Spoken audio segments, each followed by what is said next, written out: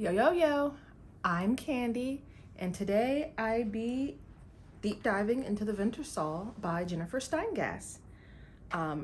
It's the finished object, woven in ends, washed, blocked, thumbnail, and now I'm going to take it off because it is a hand-spun worsted weight sweater, and it is May in Virginia.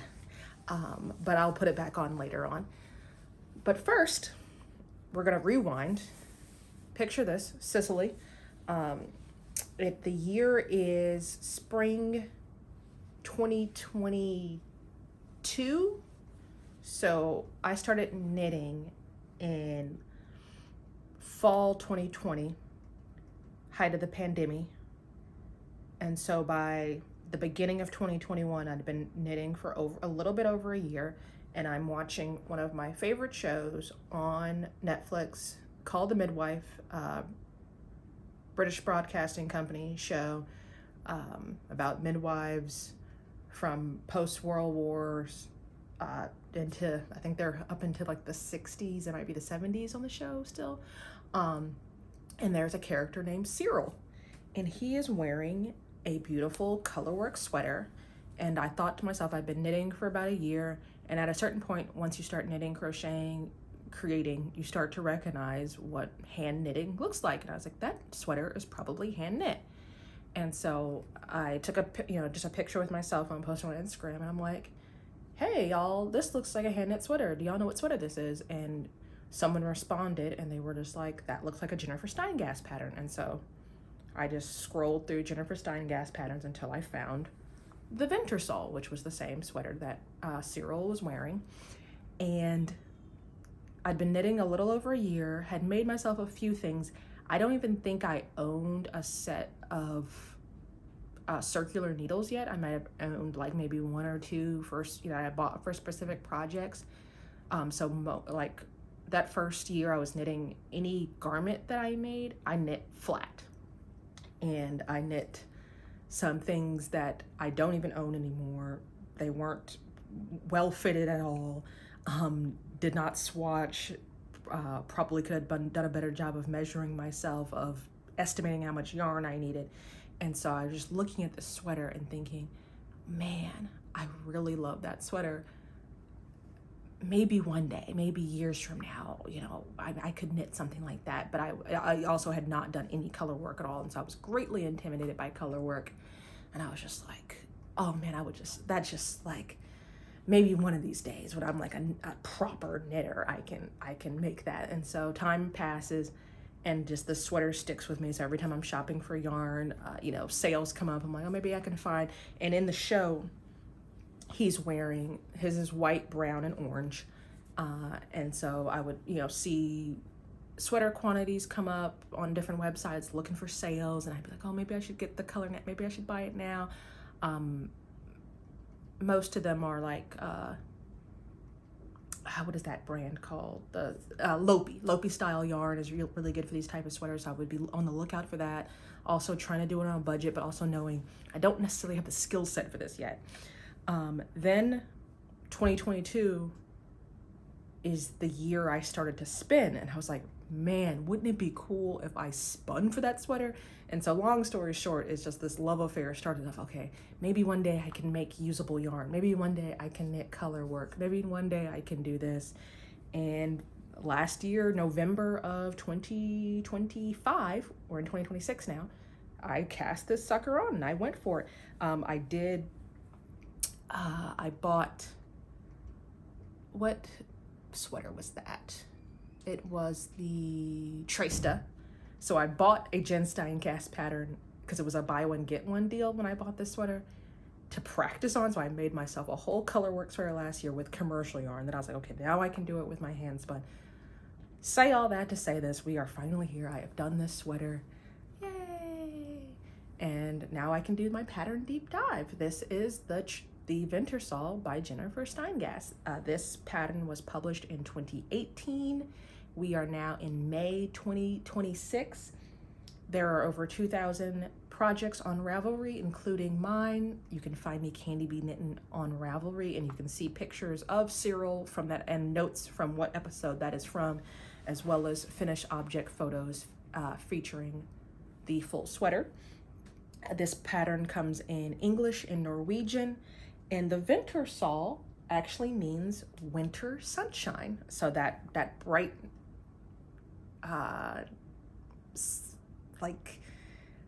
glowing, bright white sunshine that you have in the winter is Vintersol. And this construction, we'll start off with the construction style. This is what Jennifer Steingass calls a hybrid top down. And so how this is made is you cast on at the, what do you call it, an apex on a sweater? You cast on the yoke, the bottom of the yoke, and then you knit upwards, finish the yoke. Then you remove the provisional cast on and knit bottom down, knit the sleeves. It is a 3-color yoke. She also says you can just do 2 colors. And there's an I-cord finishing on the neck and ribbing finishing everywhere else. We'll get into the modifications I made because there are no ribbing here for me. Let's see, the sizes range from 33 3/4 inches up to 55 inches. So not the most size inclusive pattern. The recommended ease is 2 to 4 inches. So if you figure the odds, it's between a 20 something bust and a recommended 50-49 bust. And 16 stitches per 26 rounds on size 6 needles. She recommends either DK weight or fingering held double, or worsted, depending on, it's all about the gauge swatch. And the pattern is 9 pages long, and that's most of it. The materials, 2 to 3 colors, about 1,000 yards of a main color, about 200 yards each of your complementary colors, also depending on if you're doing fingering held double. Waste yarn for your provisional cast on, size 5 needles for your ribbing, size 6 needles for your main. The skills needed for this: all of your knits, purls, casting on stitches, I-cord. She does give you directions on the I-cord. She does give you a tutorial link for the provisional cast on she uses, but you could use whatever provisional cast on but she uses specifically the cow-yak or cast on and cast on yarn and knit cow-yak. And you would need to know how to read charts and how to do color work. Let me show you my floats. I did have to catch floats in some places because we were dealing with some pretty wide floats in 3 colors. So this is my wrong side.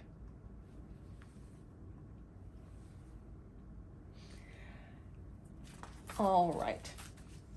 So mine is a size 5, which translates to 43 inches.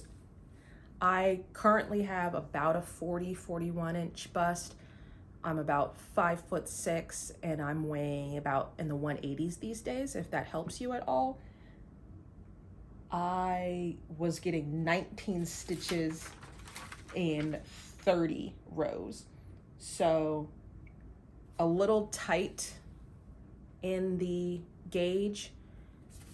And did I give my, yeah, mine's about 43 inches. I don't think my sizing came out just right because once you block it, you can kind of shape it to fit it. And I'm actually currently, good. And for size 5, I did a naughty,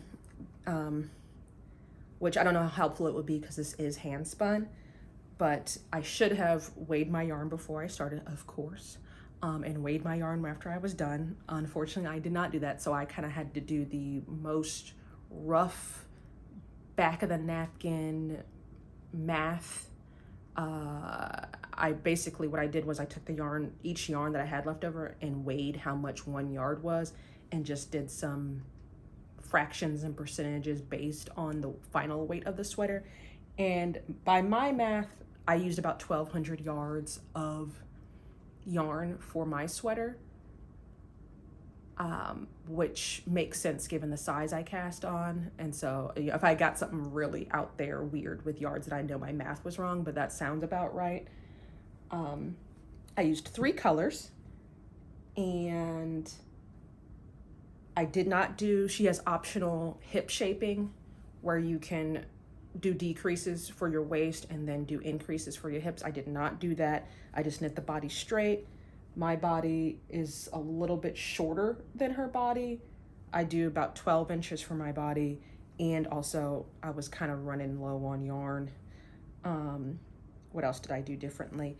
I did not shape the sleeves at all, and so I used a little bit more yardage, I think, because my sleeves are wider.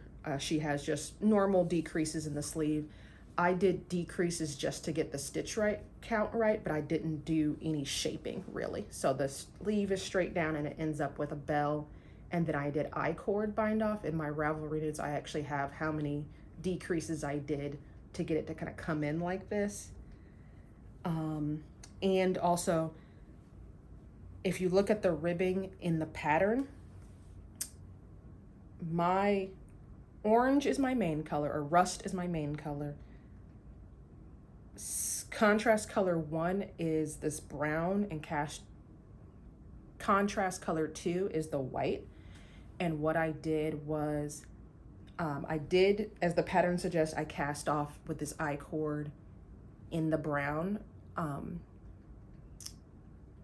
But she also has you do all the ribbing in the brown, and one, I did not have enough brown, but also when I looked at project photos, there were people who who did all their ribbing in their contrast color 2, and I actually think that looks much better because like this final band pattern stops here, so you have these triangles, and then it just flows seamlessly into this white, and I thought that looked nice.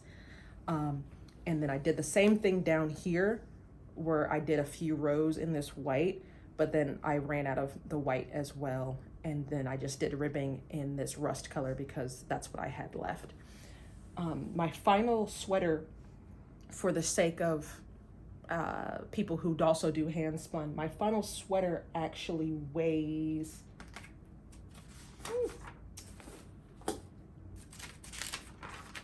did I not write that down? That's great. It's on the Ravelry page, but my final sweater weighs about 400 and something grams, a little bit more, like just about a pound or more. So if you are looking to hand spin for a sweater of this size with this level of, there's definitely some inconsistency with some old yarn versus my newer yarn. So maybe like a pound and a quarter, a pound and a half of fiber. And okay, so let's get into the process of knitting this and what I thought of the pattern. The most striking thing about this sweater is the fact that it does that cowyak, that cast on with yarn and knit, which was a new provisional cast on for me. I usually do a crochet chain cast on, and I actually prefer this method better. It's a little bit more work because literally the process is in the name. So you cast on as many stitches as it tells you to, and then you knit a few rows in waste yarn. So you do have to knit, this is, say you're doing a size that calls for 200 stitches. So yes, it is quicker to make a crochet chain, but I just found it just to work better for me because I am a native knitter. I don't crochet, so I was just like, oh, this is fine. I didn't mind that process. And so I did the cowyak, and I like that method a lot. And the explanation as to why to do that method is because you're knitting one way this way, and then you're going to pick up and you're going to knit the opposite way. And sometimes with a provisional cast on, you can end up twisting your stitches, or it can create kind of a line where it's very obvious that you change directions in your knitting. And with this method and the way she tells you to pick up the stitches, all your stitches are situated the right way, and you have the right number of stitches. You don't have to worry about like that weird half leg sometimes that you get with a provisional cast on. So I liked that. The impetus behind that is because of this hybrid method wherein you knit the yoke bottom up first and then you knit the rest down.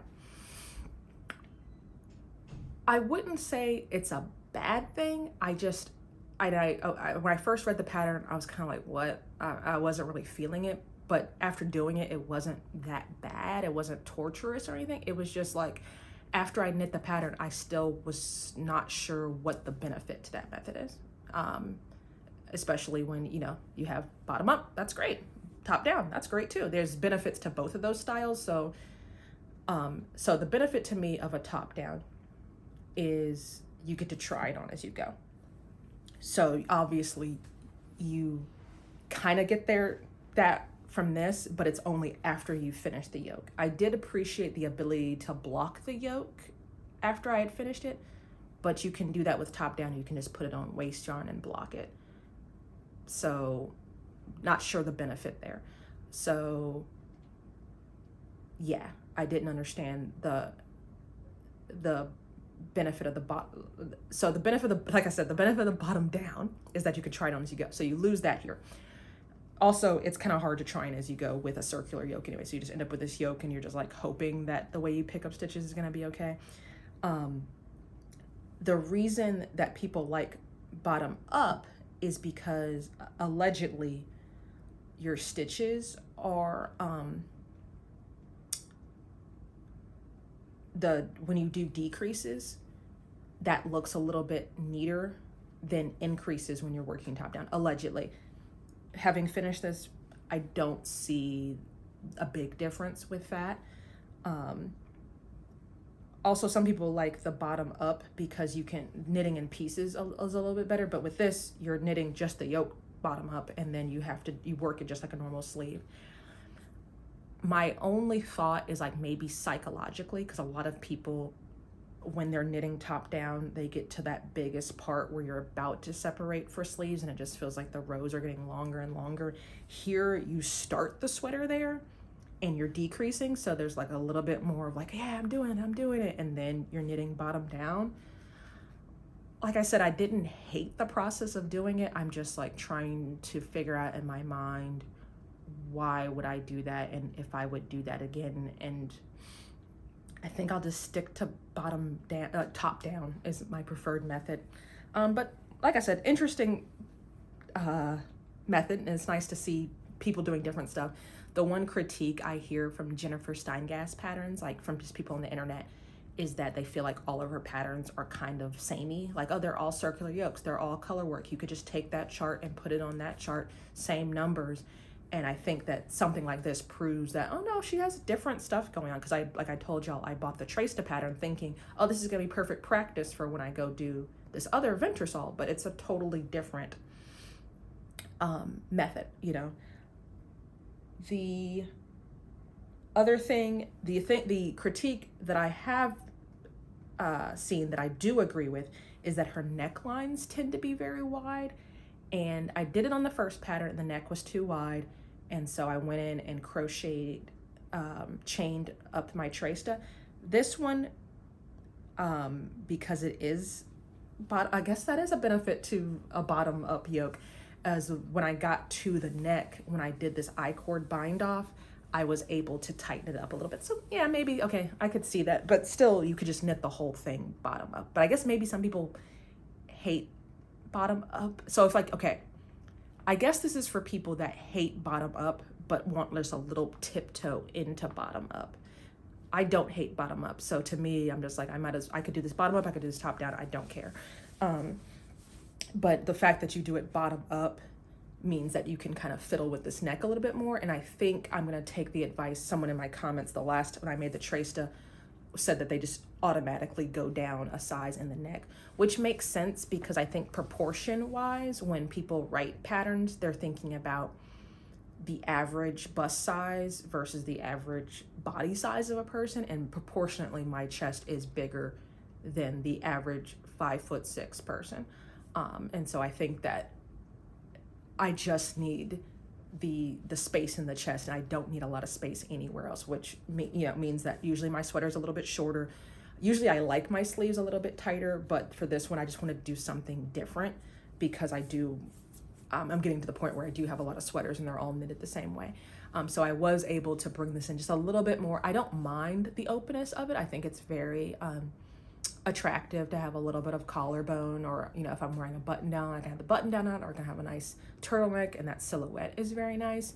But it was getting to when I first cast this off, first thing I did it with the white yarn, and it was really wide, and it was like almost like an off the shoulder look. And then I was debating whether or not I wanted the white or not to be the cast off color. So I ended up taking the cast out, tightening up. And also I didn't realize in the pattern she has you go down a needle size for the I-cord. And so I ended up doing that. The other thing is, yeah, so I did the I-cord here, went down a needle size there with the white. Yeah, overall I liked the pattern. Everything that I had issues with the pattern were me problems, and it's a testament to the pattern that I kept going, because one, I wanted the sweater, but two, I enjoy color work and I enjoyed the pattern, but I just kept having like these weird little like mental hiccups. I think this winter was just really rough on me. I ended up doing this I-cord cast off several times. I knit the sleeves several times because I go into like, I've knit so many sweaters, I go into like autopilot mode with how long I wanted my sleeves. And I was thinking, oh, you knit to this length and you do ribbing, and I completely forgot that I wanted to do the color chart bands. And then so I put it down because I was like, I'm gonna have to rip these sleeves back, and I'm gonna have to remeasure. I have to go back to my swatch to figure out where to stop to get the band right. Also, I had to do some yarn management because I'm running out of yarn. Can't get any more yarn because this is all hand spun. So I put the sweater down and I was like, well, I'll just finish the body because the body is, isn't giving me any trouble. Did the same thing on the body where I knit the body too long and didn't account for the band chart. Then, yeah, it was a whole thing. But the fact that I was enjoying the pattern kept me going. And I started this project in November, finished it in April. I probably should have finished it in like January, February, but it just, something mental wasn't working out. But that's nothing against the pattern. B2, and then yeah, so that's everything about the pattern. Well written, no mistakes. It could be more expansive in the sizing. A lot of her newer patterns are more size inclusive. I'm actually using the cow yak method on a newer project now. So, and I think that's gonna be like just my preferred cast on method. So I'm glad that I learned that. The yarn that I used, the brown is not hand spun. It's a yarn that I got from a local farmer. So it fits the theme of being, sheepy, but it's not hand spun. And that's because I had some hand spun that was gonna go with this. This is, where is it? So I got that. Where is it? Do I have it in here? I think I might have put it back. But I had some brown that came from the same sheep as this. And it was like, it had gray mixed in it, just same way this white has gray mixed in it. And it was kind of looking kind of ashy, and I wanted like this very rich chocolatey brown. And so I ended up just pulling this out of my stash. And this was just a traditional worsted weight yarn. And I have this much left. And it's the, I think I have like maybe 10 grams of this left. So you will use up all of your yarn. Then this white gray yarn is from my very first Maryland sheep and wool.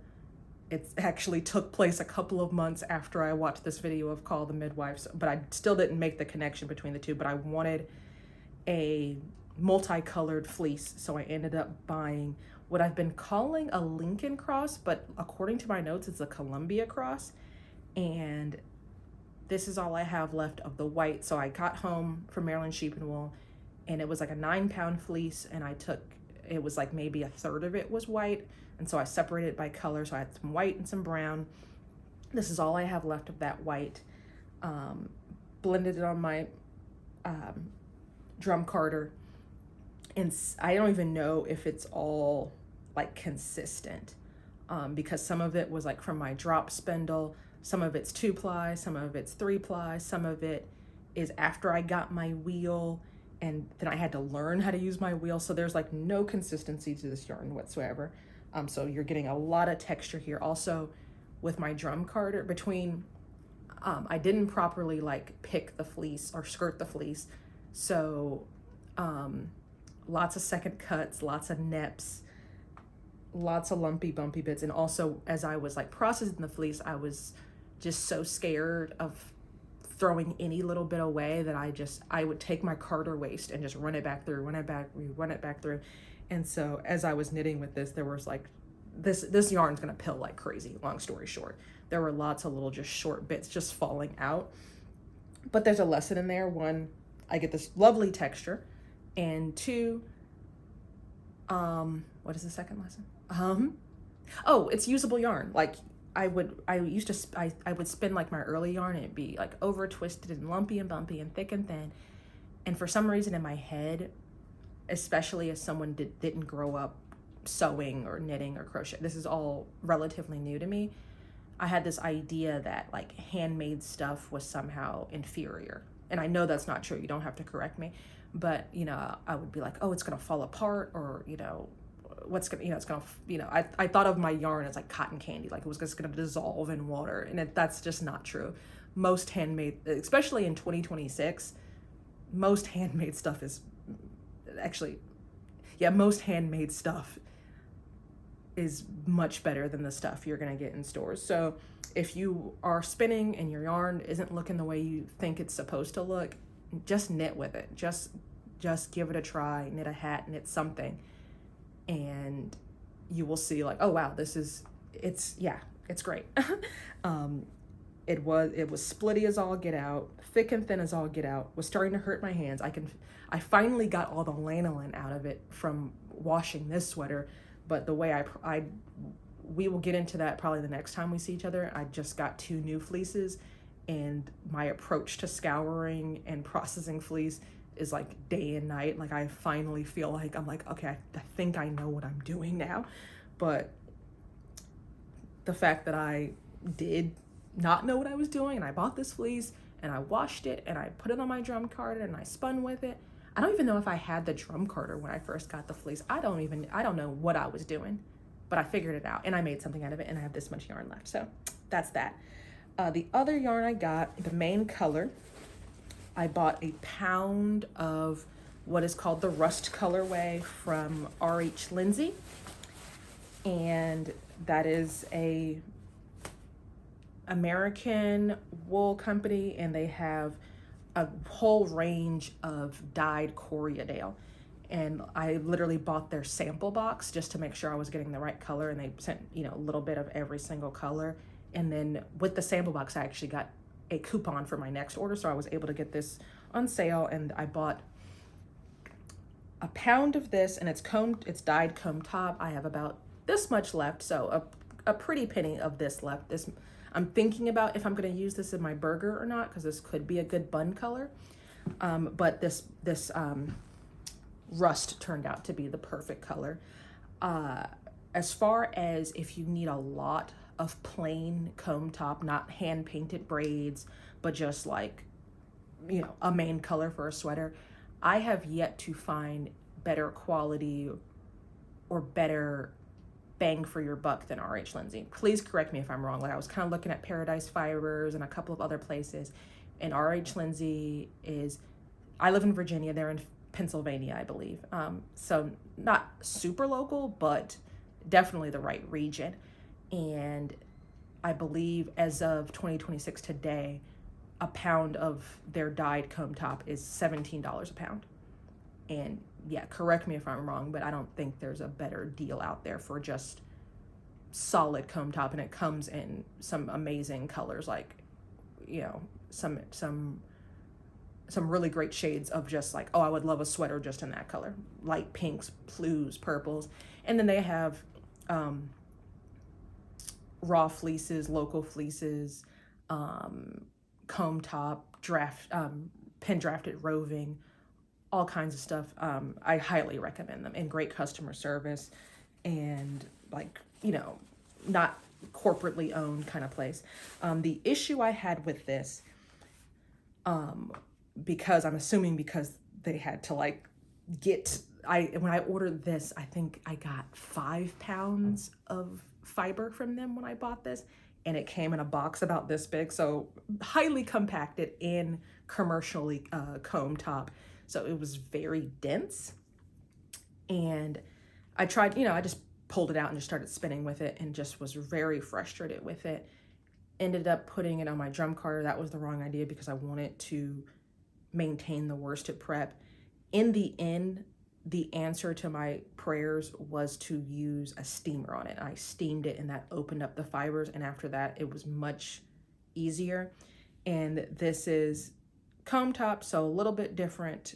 It's a worsted prep, so short forward draw, and so the experience knitting with this is going to be different from this white gray, but at the same time my ability has gotten better too. So it's like, yes, the prep is different, but also over the years I can spin better. And this was also where I started to learn how to ply better. And so this was not nearly as splitty as this. This was a 3-ply.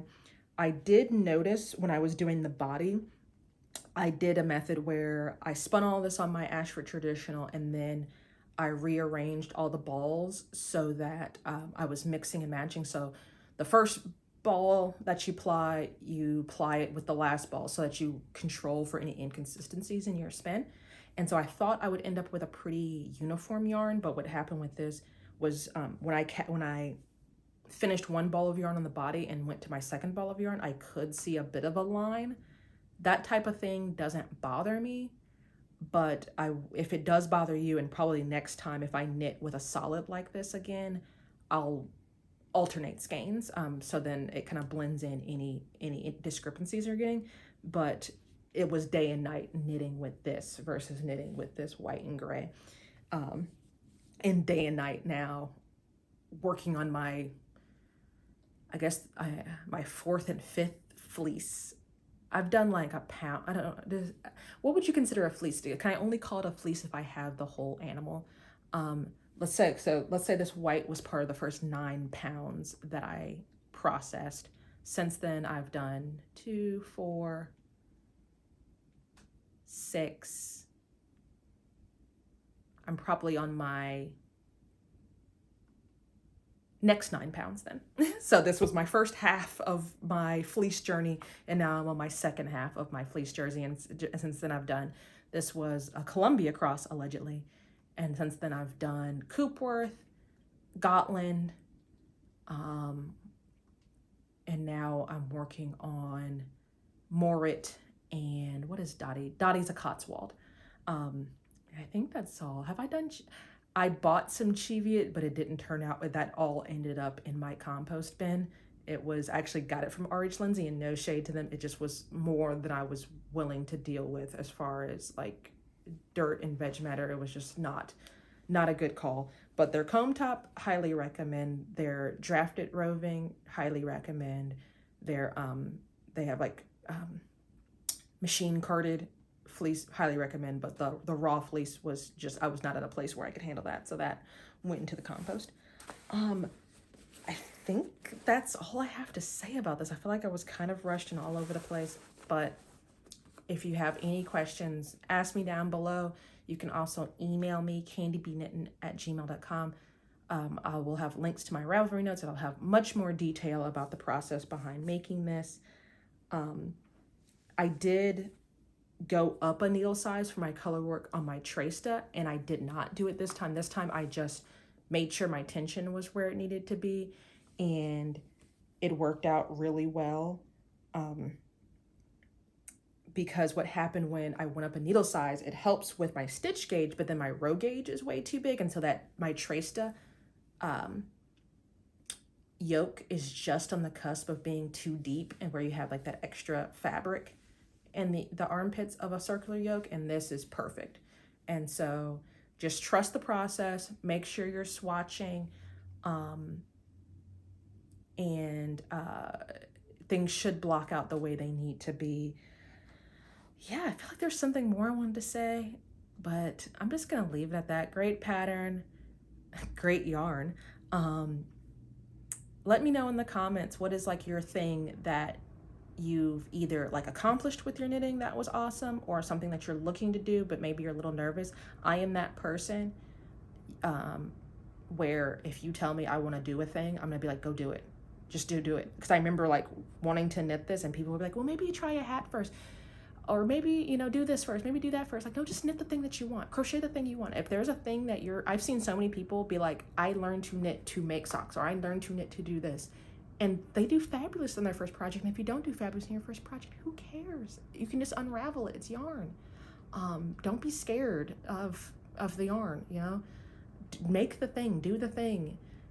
Don't feel like, oh, you know, it's the knitting rules that I have to knit a 50-yard scarf before I'm allowed to do the thing that I really came here for. Doing the thing that you came here for is the thing that's going to keep you going. So just do the thing.